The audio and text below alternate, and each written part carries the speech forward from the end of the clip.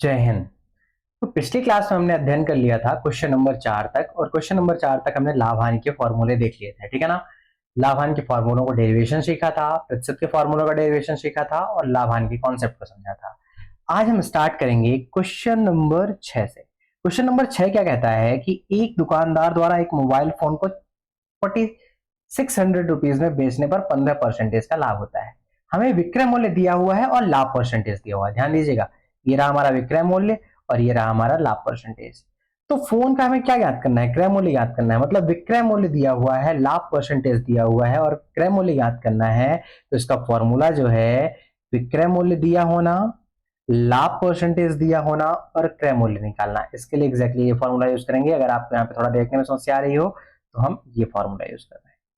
विक्रय मूल्य दिया हो और लाभ परसेंटेज दिया हो, ये फॉर्मूला भी यूज कर सकते हैं, नीचे वाला भी फॉर्मूला यूज कर सकते हैं। दोनों फॉर्मूले यूज किए जा सकते हैं, पर हम किसका इस्तेमाल करेंगे? हम इस्तेमाल करेंगे नीचे वाले फॉर्मूले का। ठीक है, तो चलिए शुरू करते हैं। दिया क्या है? एक दुकानदार द्वारा मोबाइल फोन 4600 में खरीदा जाता है और 15% लाभ होता है। हम लिखते हैं दिया है विक्रय मूल्य बराबर 4600 या 4600 रुपए। लाभ परसेंटेज कितना है हमारा? लाभ परसेंटेज हो जाता है हमारा 15%, और लाभ परसेंटेज 15 हो गया। विक्रय मूल्य हमारा जो दिया हुआ है वो हो गया। ज्ञात क्या करना है? ज्ञात करना है क्रय मूल्य। ध्यान दीजिएगा, ये भी पता होना चाहिए कि ज्ञात क्या करना है, तभी तो आप सूत्र समझ पाएंगे कि आपको सूत्र कौन सा इस्तेमाल करना है। जो मैंने अभी बताया पीछे जाके, वो सूत्र बताने का तरीका बताया कि कौन सा सूत्र यूज करना है, ठीक है ना। और एक समस्या होती है बच्चों के दिमाग में कि सूत्र याद कैसे हो सर, फॉर्मूले हम याद कैसे करें, रट कैसे लें फॉर्मूलों को? बिल्कुल रट के, रट्टा मार के होट के तैयार हो जाए। आपको रटने से फॉर्मूले याद नहीं होंगे, आपको ज्यादा से ज्यादा क्वेश्चन लगाने से फॉर्मूले याद होंगे।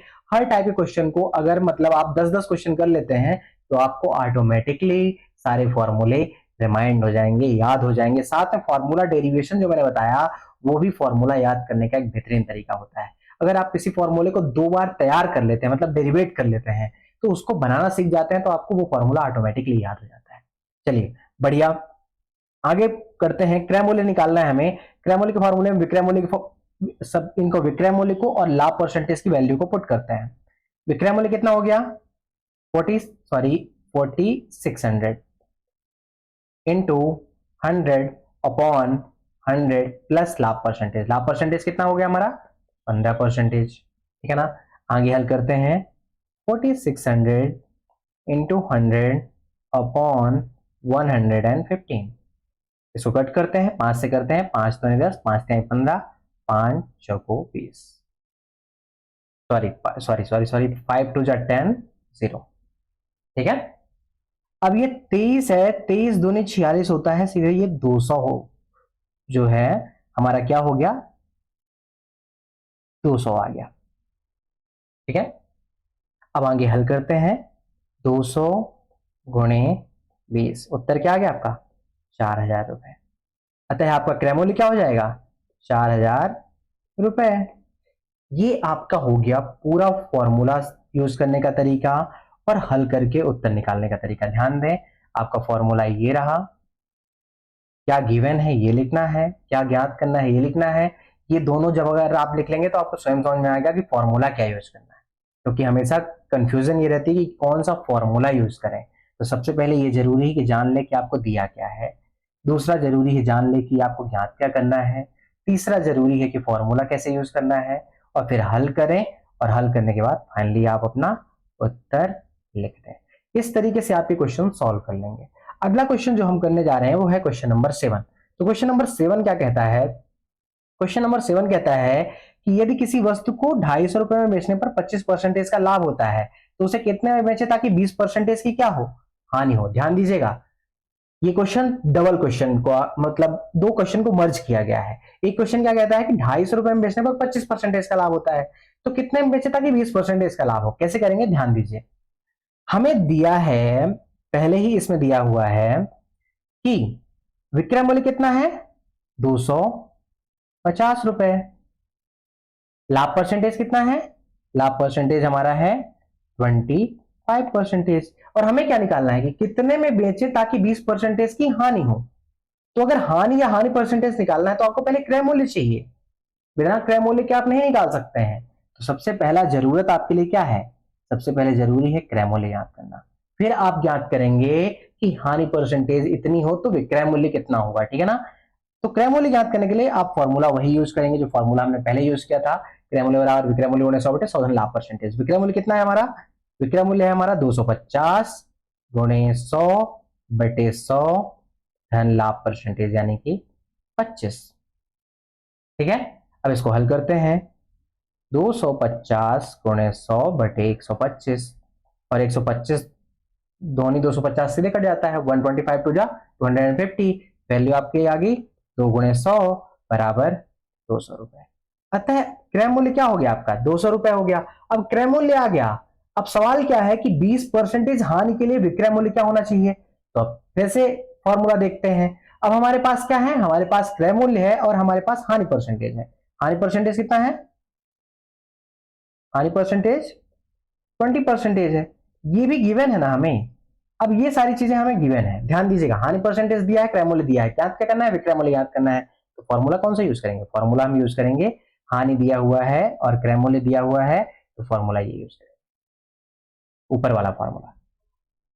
एग्जैक्टली सेम फॉर्मूला यूज करके हम क्या निकाल सकते हैं, हम निकाल सकते हैं विक्रय मूल्य का मान। कैसे, ध्यान दीजिएगा। ये रहा हमारा फॉर्मूला, जो मैंने फॉर्मूला उधर दिखाया था, जो फॉर्मूले की लिस्ट में है वही फॉर्मूला यहाँ पे है। अब विक्रय मूल्य बराबर 1 माइनस हानि परसेंटेज बटे 100 गुणे क्रय मूल्य, ठीक है ना। वैल्यू पुट कर दीजिए। हानि कितना है, हानि परसेंटेज 20% हानि है ना। अगर हम सवाल में देखें तो हानि परसेंटेज कितनी है, 20% की हानि हो, ठीक है।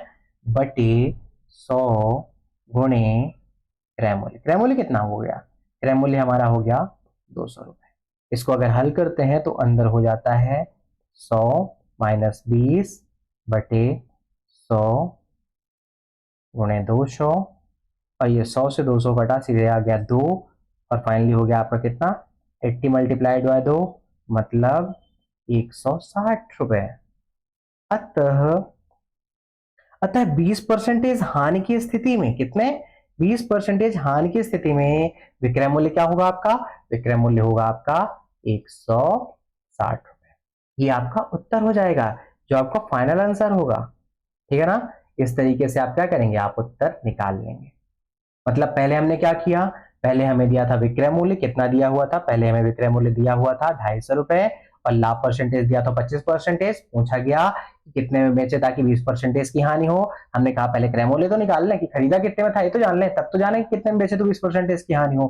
तो हमने क्रय मूल्य निकाला 200 रुपए और फिर हानि परसेंटेज 20 रख के नया विक्रय मूल्य प्राप्त कर लिया, जो कि हमारा कितना आ गया 160 रुपए।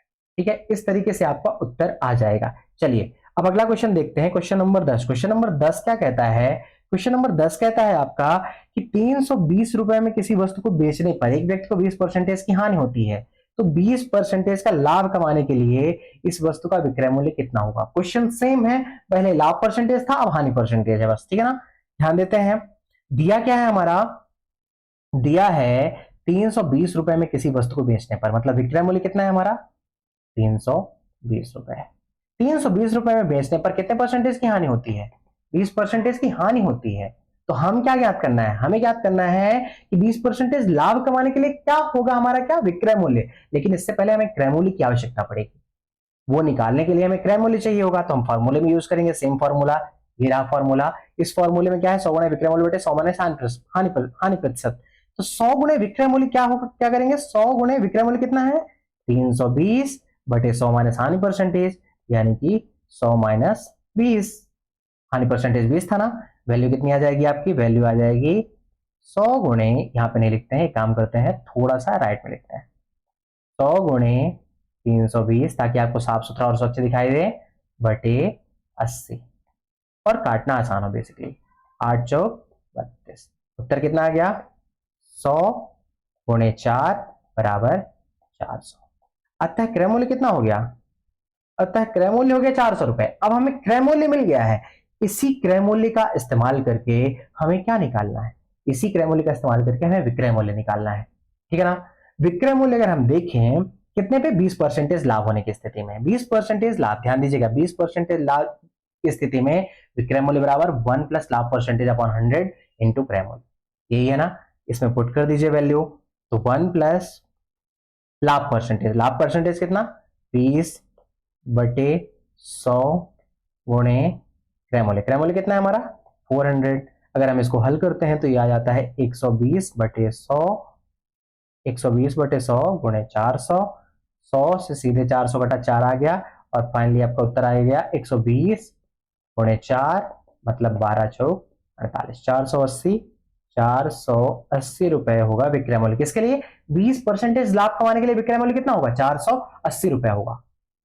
और यही चीज आपके आंसर में दी हुई है, ध्यान दीजिए, ये रहा आपका उत्तर 480।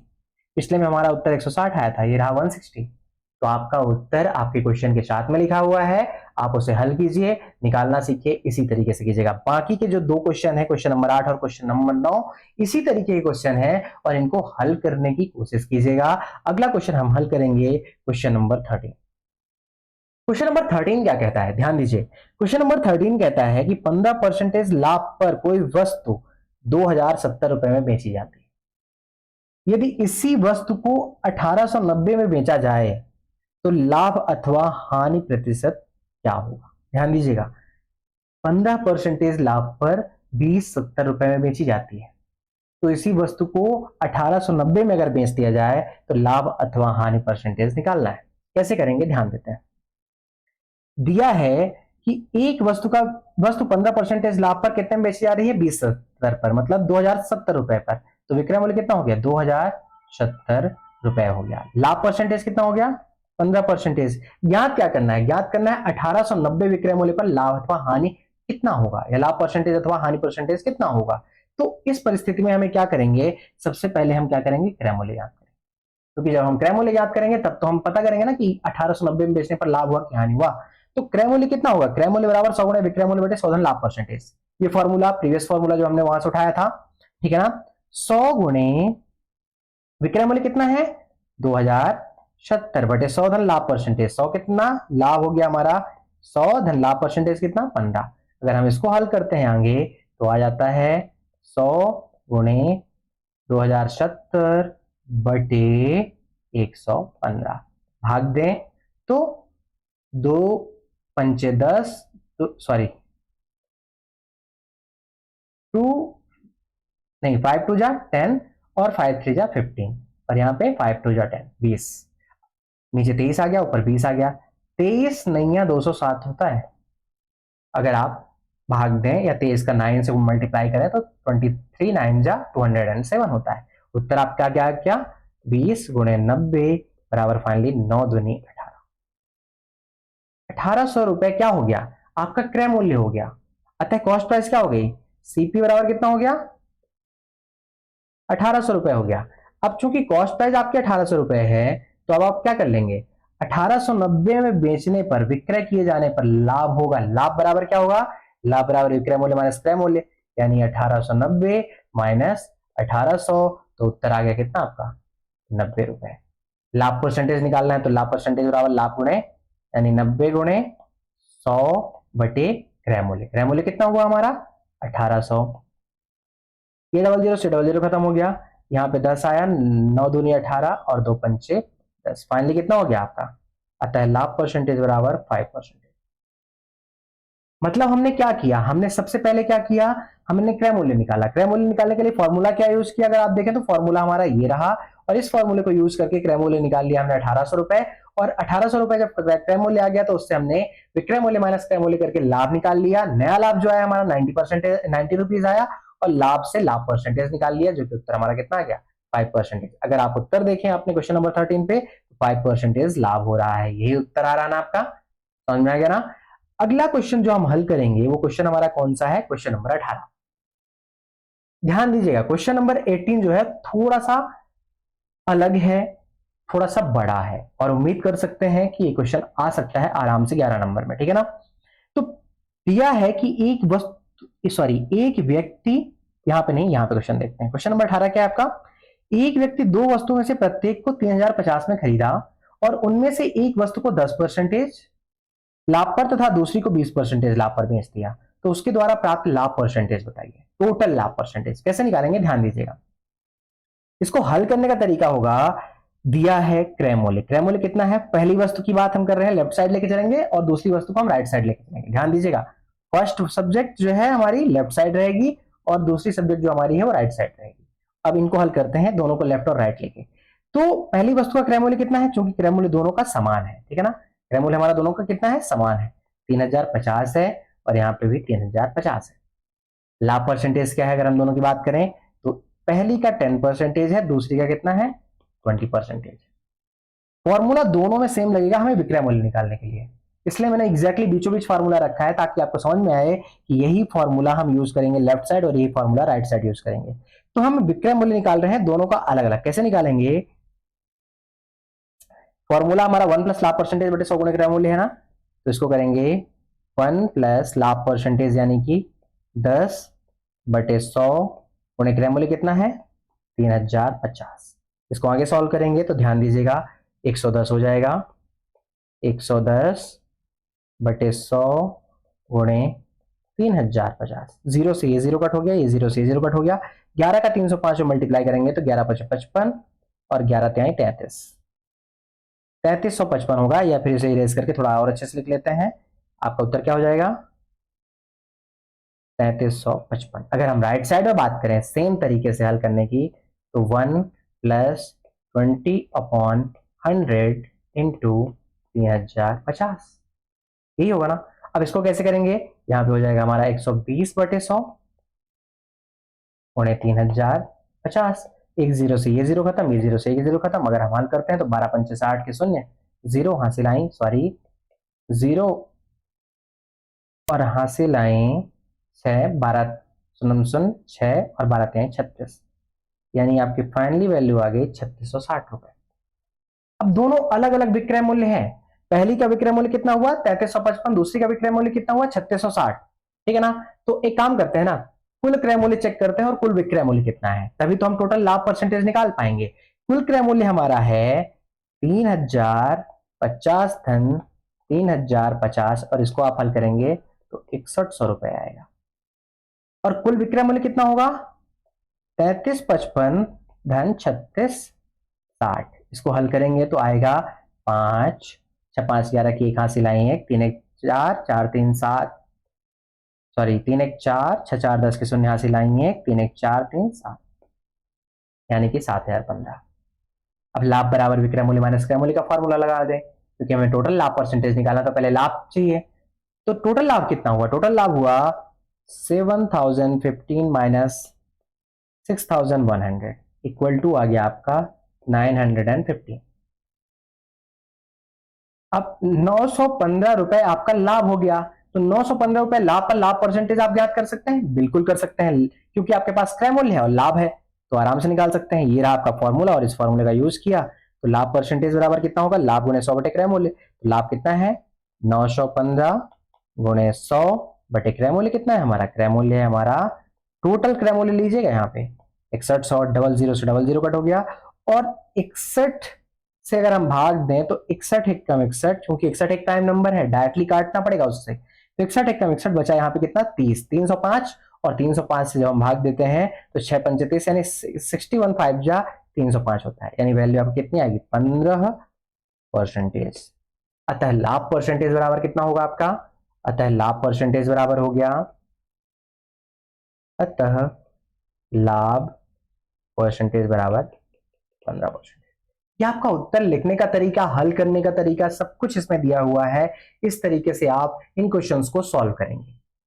अब ध्यान दीजिएगा, हमने लगभग 5 क्वेश्चन अभी सॉल्व किए और 5 के पांचों को न्यूमेरिकल्स को हमने कितने में, मुश्किल से 20 से 22 मिनट में खत्म कर दिया, विथ एक्सप्लेनेशन किया, मतलब मैंने आपको समझाया भी कि हमने हल कैसे किया, मैंने आपको बताया भी कि आपको कैसे क्वेश्चन को सॉल्व करना है, किस तरीके से उसको पढ़ना है, किस तरीके से उसको समझना है, किस तरीके से उसको सॉल्व करना है और क्या आपका उत्तर आ रहा है कि नहीं आ रहा है। जैसे कि 18वें क्वेश्चन में देखें तो 15% हमारा आंसर डायरेक्टली आ रहा है, तो आपका आंसर भी आ रहा है और हम शांति से इस क्वेश्चन को सॉल्व करते हैं बड़े प्यार से और बहुत जल्दी कंप्लीट हो जा रहे हैं, 5-5 मिनट में कंप्लीट हो जा रहे हैं, तब जब समझाना पड़ रहा है। तो जब एग्जाम में आएगा तो इसको तो आप मुश्किल से 2 से 2.25 मिनट में कंप्लीट कर देंगे, और अगर हम 11 नंबर के क्वेश्चन की बात करें तो उसको 5 मिनट में कंप्लीट कर देंगे, तो आपके पास स्पीड होगी, बस आपको प्रैक्टिस करना है और आपसे बनना चाहिए। अगर आपसे नहीं बनेगा तो आप अटक जाएंगे और आप मैथ के क्वेश्चन को कभी भी फास्ट कंप्लीट नहीं कर पाएंगे। लेकिन अगर आपसे बनता है तो आपको वही क्वेश्चन सॉल्व करने के लिए मुश्किल से मुश्किल जितना टाइम रिक्वायर्ड है उसका 2/3 टाइम में, यानी 2/3 टाइम में ही आप टॉपिक को कंप्लीट कर देंगे और जल्दी से करके फुर्सत हो जाएंगे, साथ में आपको पूरे के पूरे नंबर मिलेंगे। इसलिए प्लीज मेरी एक बात मानिएगा, मेरी हाथ जोड़ के आपसे विनती है कि आप मैथमेटिक्स के क्वेश्चन को हल कीजिएगा, पढ़िएगा। जरूरी नहीं कि आप मेरी क्लास से पढ़ें, जहां से पढ़ सकते हैं जितना पढ़ सकते हैं, पर एमपीपीएससी के लिए आप मैथमेटिक्स अपने स्ट्रांग रखिएगा, कभी कमजोर मत रखिएगा। क्योंकि अगर मैथ स्ट्रांग हुई ना आपकी, तो आपकी जियोग्राफी भी स्ट्रांग होगी, आपकी फिजिक्स भी स्ट्रांग होगी और आपकी साइंस एंड टेक भी स्ट्रांग होगी। और मैथमेटिक्स ही जो होती है वो, या कैलकुलेशन, आप स्वयं आप एग्जाम देने जाते हैं तब भी कैलकुलेट करते हैं। आप कैलकुलेट करते हैं कि कितना टाइम हमें कितने क्वेश्चन के लिए देना है और कितना टाइम कितने क्वेश्चन के लिए देना है। अगर हमसे कोई क्वेश्चन नहीं बन रहा है तो बाकी का टाइम कहाँ यूटिलाइज करना है, ये सब किसका कॉन्सेप्ट है? ये सब मैथमेटिक्स का ही तो कॉन्सेप्ट है। तो गणित तो आपको हर जगह आपके पीछे पड़ी ही रहेगी, तो क्यों ना थोड़ा पढ़ लिया जाए और अच्छे से इसको हल कर लिया जाए। चलिए, धन्यवाद, जय हिंद।